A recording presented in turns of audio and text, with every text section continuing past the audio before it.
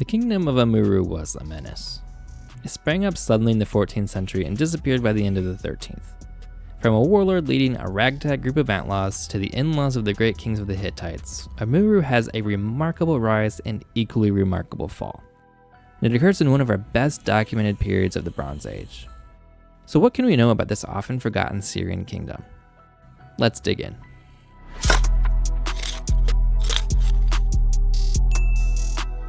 Amurru is known almost entirely from sources exogenous to Amurru. In fact, Amurru didn't refer to a specific place until the 15th century. In texts from Mesopotamia and Syria during the early Bronze Age, the Sumerian term Martu, or the Akkadian Amurru, simply refers to the Amurrite people or even just the West. It referred generally to Syria or the Syrian steppe where the Amurrite people originated. Eventually, as seen in texts from Mari and Alalak, the term comes to refer more specifically to a rugged region on the Syrian coast. And while Amurru would always remain a vague term for the West in the Middle and especially late Bronze Ages, it could more narrowly refer to the region north of Byblos on the Lebanese and Syrian coast. In Middle Kingdom execration texts from Egypt, the names Ulasa and Yerkada are both mentioned, and together represent the northern limit of the polities in the execration texts, again indicating this region was hostile to Egypt during the Middle Kingdom. The region first began to come under Egyptian influence after the campaigns of Thutmose III. He first took Ulasa in 1475, taking the city from soldiers from the nearby polity of Tunip. The following campaigns brought Ardada and Sumer, and these two cities became Egyptian fortresses which guarded the strategic pass into Syria from the coast through the Lebanese mountains. With this secured, the 18th dynasty could safely move into Syria and would eventually take Tunip, consolidating Egyptian control over lowlands and highways in Amurru. The region remained officially loyal to Egypt, becoming increasingly integrated into the imperial apparatus, with Ardada and especially Sumer serving as Egyptian-controlled fortresses, while the densely wooded highlands were left largely to their own devices.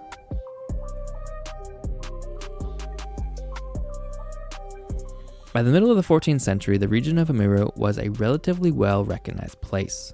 It included the lowlands and the rugged mountainous regions of the Lebanese mountains around the Orontes River. Because Amurru was on the northern limit of Egyptian influence and close to, but not subject to, the powerful kingdoms of Mitanni and Hatti, coupled with its inhospitable terrain, the region became home to a sizable population of socially outcast and otherwise dispossessed peoples. Near Eastern sources often refer to these people as apiru. This term was used to describe a social category of people who were uprooted and displaced from their original social setting. They tended to exist on the fringes of society where they often gathered, sometimes around charismatic figures, and could engage in all kinds of militaristic or criminal activity in various roving bands. Amurru, because of its geopolitical context in late Bronze Age, was a hotbed of apiru activity. And in the mid-14th century, a leader named Abdi-Ashirta emerged as the leader of one of these apiru bands.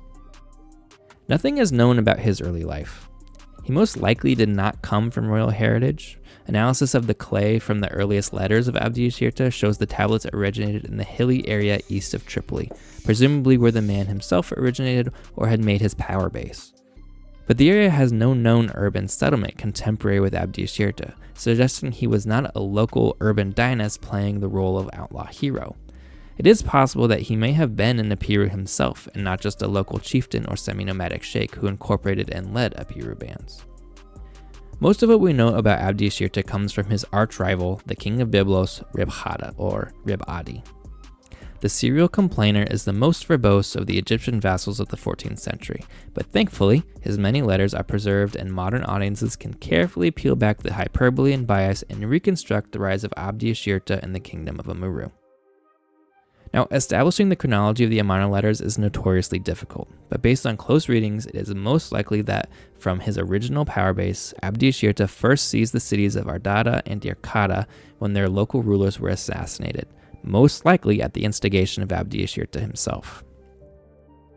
Again, based on petrographic analysis, it is understood that several Amarna letters were apparently sent from Ardada, which most likely became the first capital of Abdi-Ashirta, or at least the first and longest-lasting urban center of power. After a local revolt by villagers near the Egyptian fortress of Sumer, Abdi-Ashirta seized the opportunity to rescue the Egyptian stronghold and take control over the city. Abdi-Ashirta reported as such to the pharaoh, that he was acting on behalf of the pharaoh and guarding the fortress. The pharaoh could ask his own chief deputy in the region, a man named Pahanate, for the truth of it. There is Pahanate, my commissioner. May the king, the sun, ask him if I do not guard Sumer and Ulasa. When my commissioner is on a mission of the king, the sun, then I am the one who guards the harvest of the grain of Sumer and all the lands for the king, my son, my lord. May the king, my lord, know me and entrust me to the charge of Pahanate, my commissioner. The other Levantine kings, notably Ribhada, were not so pleased that in such a short span Abdi-Ashirta went from being a nobody to controlling the key settlements in the region. After securing the Homs Gap, Abdi-Ashirta turned his attention south. The cities of Amiya, Shagada, Bet-Archa, and Batruna all fell. Most of the cities fell after the citizens revolted against their leaders. However, this should likely be attributed to the mob-like tactics of Abdi-Ashirta. When faced with the proposition of offing your leader or having the whole town destroyed, it was probably a pretty easy choice. Ribhada describes both the advance of Abdi-Ashirta and how the local uprisings were removing leaders loyal to Ribhada. He even accuses Abdi-Ashirta of hiring assassins to remove Ribhada and seize Byblos, known as Gubla. May the king, my lord, know that the war of Abdi-Ashirta is severe, and he has taken all my cities for himself. Gubla and Batruna remain to me, and he strives to take the two towns. He said to the men of Gubla, "Kill your lord and be joined to the apiru like Amiya." And so they became traitors to me. A man with a bronze dagger attacked me, but I killed him. A Shadanu, whom I know, got away to Abdi-Ashirta. At his order was this deed done. I have stayed like this in my city and done nothing. I am unable to go out into the countryside, and I have written to the palace, but you do not reply to me. I was struck 9 times. Accordingly, I fear for my life. Ribhada sought allies to the south. He reached out to the kings of Beirut, Sidon, and Tyre. However, he was dismayed to find that Abdi-Ashirta's influence had preceded him. I made connubium with Tyre. They were on good terms with me. But now they have, I assure you, killed their mayor, together with my sister and her sons. My sister's daughters I had sent to Tyre, away from Abdi-Ashirta. They killed him along with my sister. The people of Tyre had, ostensibly at the instigation of Abdi-Ashirta, assassinated their own king, or mayor, as well as Ribhada's sister. Byblos was ready to fall, with Ribhada even offering to pay a huge ransom for the privilege of retaining his city. But just as suddenly as Abdi-Ashirta seems to have come on the scene, he was killed. The circumstances of his death are not clear. One leading theory is that while Egypt may have been content to let Abdi-Ashirta be their warden of Amurru, it was quite another to accept his accumulation of loyal cities along the Lebanese coast. Ribhada accused Abdi-Ashirta of paying tribute to the king of Mitanni, what would have been tantamount to treason against the pharaoh. However, Abdi-Ashirta likely never intended to upset the pharaoh, seeing himself as a loyal and capable vassal who was worthy of safeguarding the northern provinces on behalf of pharaoh. Whatever the cause, it's clear Abdi-Ashirta flew too close to the sun. In or around 1345 BC, Pharaoh sent an army, likely with the goal of restoring a status quo ante in Amurru. Egypt retook Sumer, and Abdi-Ashirta did not survive the Egyptian army's presence. He was either killed in battle or in siege, or perhaps his own men accepted an ultimatum they had offered so many cities before: depose your leader or suffer the consequences. With Abdi-Ashirta gone, Ribhada had survived his most hated rival. But his relief was short. Abdi-Ashirta had sons, at least 3, probably 4, and one of them was just as shrewd and capable as his father. After Abdi-Ashirta died, the fledgling polity he had forged largely fell apart, at least according to Ribhada. His sons largely remained silent, not writing to Pharaoh, probably trying to fly under the radar while they began to rebuild. Eventually, to Ribhada's dismay, Pubahla, likely the second eldest brother, seized several cities in southern Amurru. One son, named Nikmepa, is known from later sources, but he does not feature in the Yamana correspondences, suggesting he was short-lived. May the king, my lord, know that Pubahla, the son of Abdi-Ashirta, has occupied Ulasa. Theirs are Ardata, Walia, Ampi, Shigata. All the cities are theirs. So may the king send an auxiliary force to Tsuma until the king gives thought to his land. The brothers began to seize towns and villages until all that was left were Tsumar and Irkata, who reported they too felt under pressure. May the king, my lord, heed the words of his loyal servant. My situation is very difficult. The war of the sons of Abdi-Ashirta against me is severe. They have occupied the land of Amurru, and the entire country is theirs. Sumer and Irkata remain to the magnate. Ribhada of Byblos claims that the sons of Abdi-Ashirta were given naval aid by the cities of Arvad and Tyre as they began to besiege the final strongholds of Egypt and Amurru. It is at this point one of Abdi-Ashirta's sons, a man named Aziru, wrote to Pharaoh. In what was likely his first letter, he wrote, "To the king, my lord, my god, my son, message of Aziru, your servant. I fall at the feet of my lord 7 times and 7 times. Now, as to any request that the son, my lord, makes, I am your servant forever, and my sons are your servants.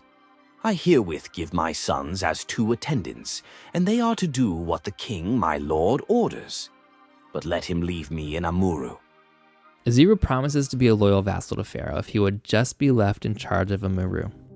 In a follow-up letter, he warns of a planned Hittite invasion and asks for military assistance in his role as a guardian of Amurru. It is not addressed how he knows the Hittite plans, but he proclaims he is now and will always remain loyal to Pharaoh. Aziru took Irkata, and based on the petrography of some of his letters, it would seem he made Irkata his capital. He next turned to Sumer and took the city, apparently with the city suffering widespread destruction, necessitating significant rebuilding efforts. Somewhat ironically, it was after this siege that Aziru was recognized formally as the mayor, functionally the Egyptian-recognized governor of Amurru. This was almost certainly done after the conquest of Sumer, when Aziru was called to come before Pharaoh in Egypt. Aziru was not promptly returned to Amurru, though, and in fact was apparently held hostage there to ensure his brother's good behavior. In a series of letters from Baluya, one of his brothers, as well as a letter from one of his sons, Aziru received reports of an impending Hittite invasion, and it indicates that an Egyptian official was able to secure Aziru's release. Little did Egypt know what they were releasing back to Amurru. Once back, Aziru did not fight against the Hittites, but worked with them. He attacked the Egyptian client states of Nia, Katna, Tunip, and, of course, Byblos. Unlike during the days of Abdi-Ashirta, though, Ribhada was forced to abandon the city and go into exile, where he would eventually pass, having, so far as we know, never returned to his beloved Gubla again. Aziru now directly controlled the important centers of Irkata, Sumer, and Tunip. Based on the petrography of his letters sent from these sites, we can surmise that Aziru made his capital at Irkata and only occasionally was in Sumer and Tunip.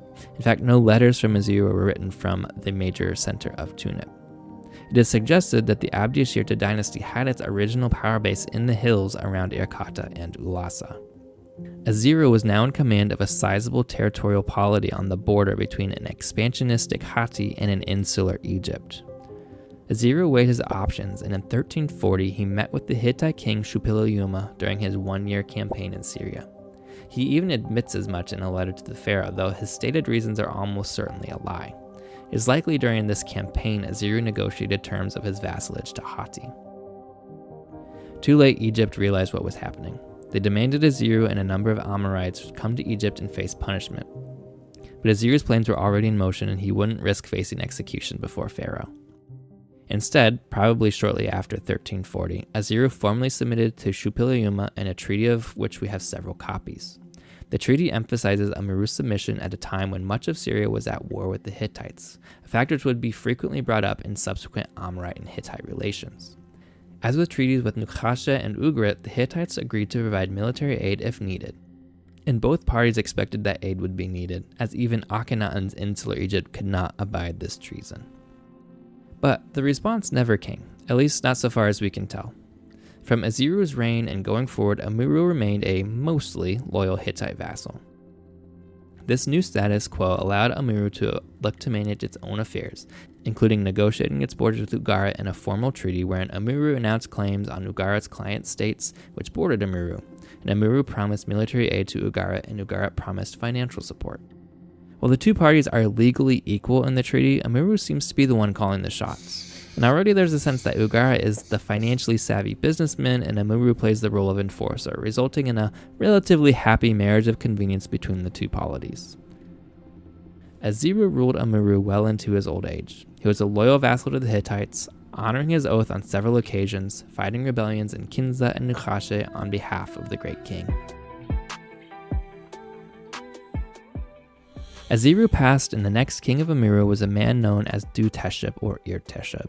This is the only king after Aziru for who we don't have a vassal treaty. This may be because he reigned for only 2 years, between 1314 and 1312, so he didn't have time to formalize it, or it could be an accident of preservation. Either way, little is known about Du-Teshub. Even his name may be a throne name, and he could have had an Amurrite West Semitic name, as Du-Teshub is Hurrian in origin. Beti Ilu is mentioned in an Amarna letter and is either a brother of Aziru or his son. If it is his son, he may be the king known as Du-Teshub.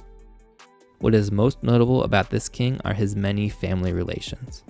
The only document with his seal is an inventory of Ahat-Milku, an Amurrite princess who married Nikmepa, the king of Ugarit. The inventory shows she was quite wealthy and attests to the success of the reign of Aziru. Ahat-Milku would live to be close to 90 and had a very influential career as queen and later queen mother at Ugarit. She is almost certainly the daughter of Du-Teshub and a woman named Olmi, who is attested in a few letters found at Ugarit. Du-Teshub had a short solo reign. He was succeeded by his son Dupi-Teshub. The details of when these men took the throne are confusing and rely on synchronizations with royal Hittite chronology and passing references here and there in Hittite sources, but it would seem Dupi-Teshub began reigning in 1312 and ruled until 1290 or 1280. In the vassal treaty between Dupi-Teshub, we see an interesting warning on how Amurru should handle refugees and asylum seekers, showing that even after all these years after your Abdi-Ashirta, the region was still an appealing destination for all kinds of discontented and displaced peoples. The Hittite king also warned of joining with Egypt, recognizing the resurgent threat of the 19th dynasty. The Hittites were right to be wary. Dupi-Teshub's heir, a man named Benteshina, succeeded him and forsook his oath to the Hittites and sided with Egypt. When and why is a matter of debate. Some scholars argue we ought to accept Seti I's claim of attacking the land of Kadesh and the land of Amurru. Others suggest it was Ramses II's campaign in his 4th year wherein he erected an inscription at Nar el-Kalb, and Benteshina then opted to side with the militaristic pharaoh over the Hittite king.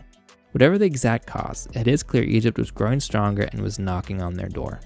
Like a wave that rises higher with each crashing, Benteshina could see that it was only a matter of time before Egypt fully occupied Amurru, whether he liked it or not.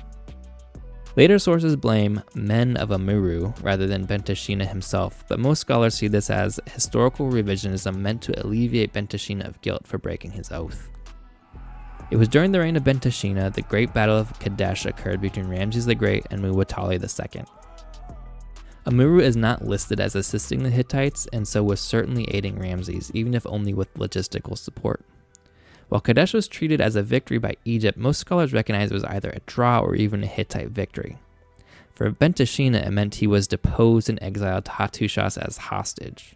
Muwatalli installed someone named Shapli as king of Amurru. But meanwhile, Benteshina became a protege and confidant of Hattushili, the king's brother. Hattushili took him to his estate at Hakpish, where the two became close friends.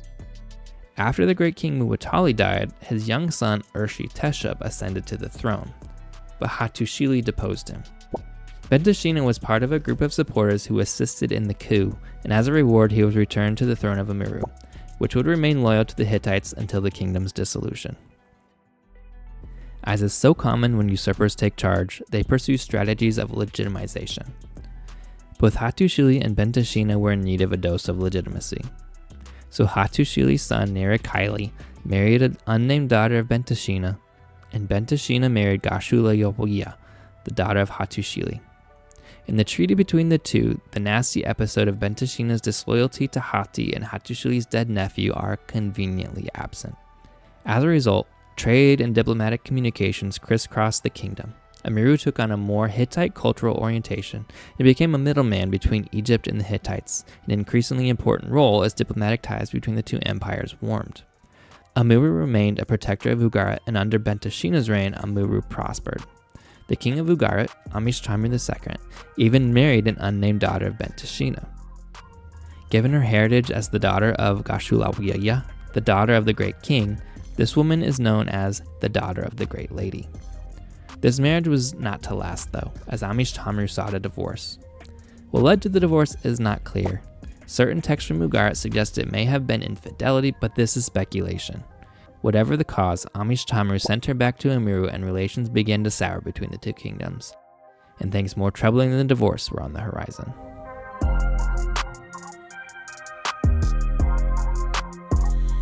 Bentishina's son, Shashkamua, assumed the throne around 1235 BC. He was forced to deal with his sister's divorce. Amurrite sent her back to Amurru with her dowry, seemingly ending the marriage. But Amurrite wanted her returned so she could face justice, that is, to be executed. Shashkamua refused. Things deteriorated rapidly until the two nations, bound by treaty, were on the brink of war. Ultimately, the king of Carchemish and even the new king of the Hittites, Tudhaliya IV, had to intervene. It was decreed Amurrite would pay 1,400 gold shekels and his ex would be returned to him.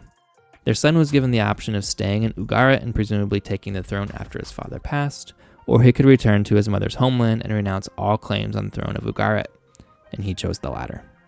Cordial, if not friendly, relations between Ugarit and Amurru were restored, but there was more trouble to come.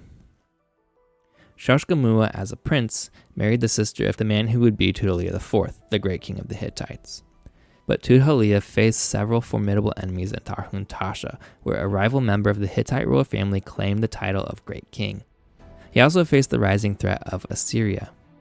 In fact, Tudhaliya lost a major battle to the Assyrian king Tukulti-Ninurta. In response, Assyria went on the offensive and marched into Syria, taking loot and captives from Amurru. Scholars debate whether this is the kingdom of Shashkamua or if the Assyrians are here using Amurru as a general term for the West or even just Syria, with most scholars thinking the term is more general here. But the rising threat of Assyria forced Tudhaliya to impose embargoes and relied on Amurru to enforce them.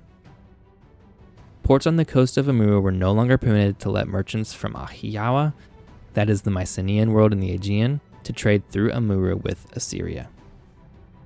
The end of Amurru is a bit of a mystery.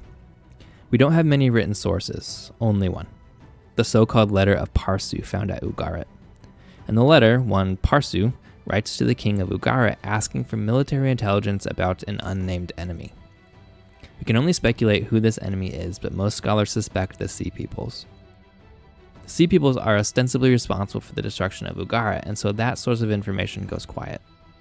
No Hittite texts recording communication with Amurru are known during the end of Shashkamua's reign, so we're basically left with no textual evidence about the final known king of Amurru. It is noteworthy, though, that Shashkamua was younger than his contemporary monarchs, and we know of kings who ruled after his contemporaries in Ugarit and in Hatti, so it is plausible that Amurru continued on until sometime into the 12th century. There may even have been a successor of Shashkamua. A letter found at Ugarit from one Mahaza may be a king that came after Shashkamua, but this is a bit speculative. What we do know is that Ramses III records a land battle in Amurru between his forces and the Sea Peoples. There's no indication that a kingdom of Amurru existed at that point.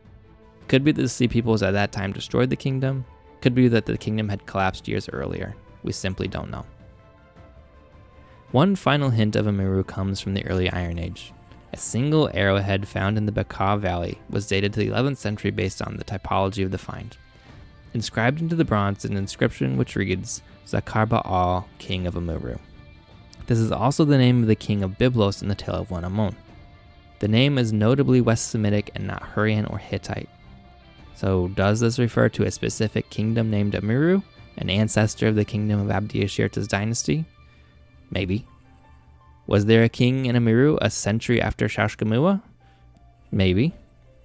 Is the artifact even authentic? Maybe. Maybe not. All that is clear is that as this territory came under the influence of various Neo-Hittite and Aramean polities, then under the Assyrians and the Babylonians, the name of Amurru stuck with it. Even if more places could be called Amurru, this little corner of Syria remained Amurru, as if history never forgot Abdi-Ashirta and his sons.